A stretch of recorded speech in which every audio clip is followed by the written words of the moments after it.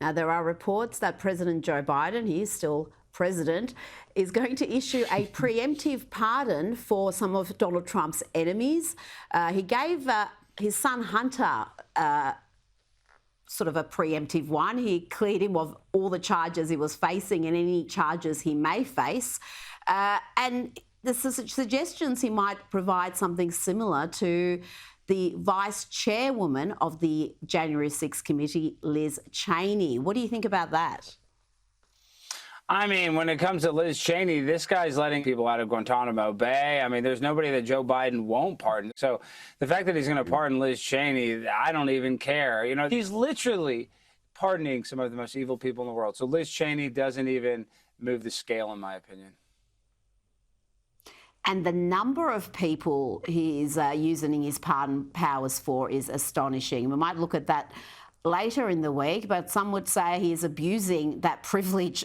Well, he's certainly abusing it in the people he's selecting to pardon. Special Counsel Jack Smith, I want to talk to you about him, Alex. He's the man who was at the forefront of the witch hunt against Donald Trump. He's now resigned from the Department of Justice after submitting his final report yesterday. Donald Trump has reacted to this resignation. He said that Smith was fired. He wrote on Truth Social, deranged Jack Smith was fired today by the DOJ. He is a disgrace to himself, his family and his country. After spending over $100 million on the witch hunt against Trump, he left town empty-handed. And let's have a listen to what incoming FBI Chief Kash Patel had to say about Smith a little while ago.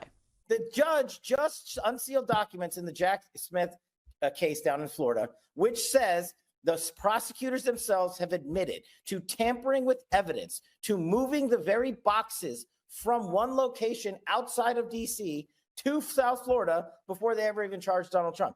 How in the world can you not be prosecuting and charging these constitutional gangsters that are at DOJ? And they learn it from the same place, the top down, the same AGs, the same DAGs, the same FBI directors who are cheering them on. Judge Cannon should be implementing actual contempt proceedings against Jack Smith and the Department of Justice for lying to a federal judge and withholding evidence of exclusion and innocence from Donald Trump. Those contempt proceedings would be righteous, and I'd like to see those.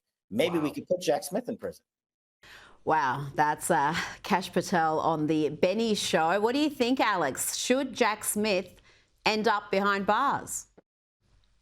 I mean, honestly, I don't disagree with anything that Kash said. I mean, these people have weaponized our Department of Justice, or what we call the Department of Injustice, against American citizens, and the top American citizen, Donald Trump, and he hasn't gotten a fair shake. And that's why you could say that, you know, his first term and the presidency was constantly plagued by people like this attacking him and going after him, trying to impeach him. So people like this need to learn their lesson. I don't know if they will actually prosecute him, but people need to stop messing with Donald Trump and try to help him make this country great again. I mean, California is on fire. We're having terrorist attacks.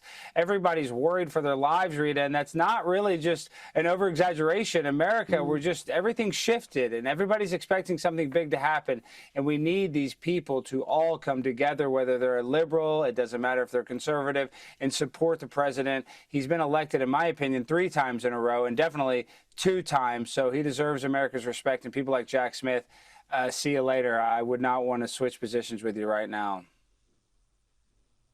Yes, the rubbish is taking itself out, but I think you'd be naive to think the swamp, the bureaucracy, whatever you want to call them, are going to say the president has a mandate and we're going to implement his policies. I think they're going to do everything they can to frustrate his agenda, to undermine him, to white-ant him. But I think this time around, you're going to get a very different Donald Trump. He's aware of what they're going to do, and I think he's going there fully equipped to deal with that bureaucracy. Let's hope so. There is a little bit of conflict within the MAGA camp, though, and it's continuing. Steve Bannon has lashed out at Elon Musk, calling him evil. He's slammed Musk's support for the skilled worker visa program, which Silicon Valley loves. And he said that he's planning to limit Musk's ability to influence Donald Trump's agenda. He said, why do we have South Africans, the most racist people on earth, white South Africans, making any comments at all on what goes on in the United States? He told an Italian newspaper, and he said also Elon Musk should go back to South Africa. Wow. Is this causing many waves within the Trump camp, or are you always going to have some level of disagreement, even if it's a robust disagreement, when you've got such a big majority of people with different worldviews who are fundamentally a part of the Trump agenda, but they're not going to agree on every topic every time? No, I don't want to go as far as Steve Bannon and say that we need to deport Elon Musk, but a lot of conservatives have always been kind of a little bit wary of Elon because, he's into Neuralink, where he wants to hook a computer up to your brain. And, to us, that just seems kind of weird to normal human beings that they're going to have a computer hooked to their brain so they can park their Tesla. And listen, Elon Musk has done so many great things when it comes to free speech on X. I love Elon Musk, but at the same time, he is a immigrant in our country, and he's calling the shots, some really important shots. So I think that just makes people always skeptical of, the people that are in power. But honestly, when it comes to Elon Musk, as long as he keeps Twitter where I can survive on there, I'm going to respect Elon. He wants to go to Mars so dang bad. I think we need to worry about America first. You know what I mean? I think we should put America before Mars. But other than that, Elon's a good guy, and I support him. Now, before you go, Alex, Donald Trump has posted footage of his viral exchange with President Barack Obama at President Carter's funeral. I've got to say, this is hilarious stuff, and I like to believe it's pretty close to the actual discussion they had. Well, Mr. President, for a second time. Barack, very nice to see you. congratulations. How you doing?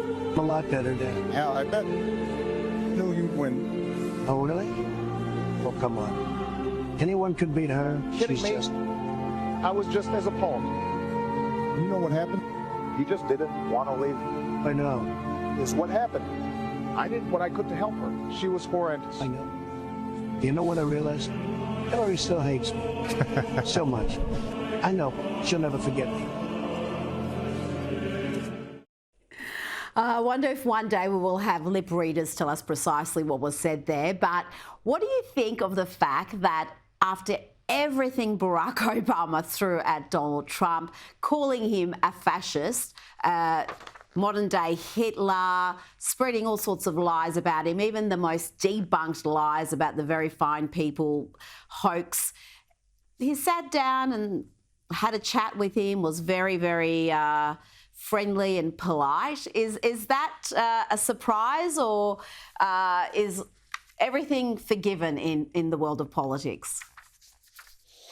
Well, I don't think anything's forgiven. There's no love lost between Barack Obama and Donald Trump, but Barack is probably happy that he had an excuse to not bring Michelle, so he could just have a boys' trip with Donald. And you saw him palling around with George Bush. So, Barack Obama realizes that they are in a special fraternity of men that very few people are.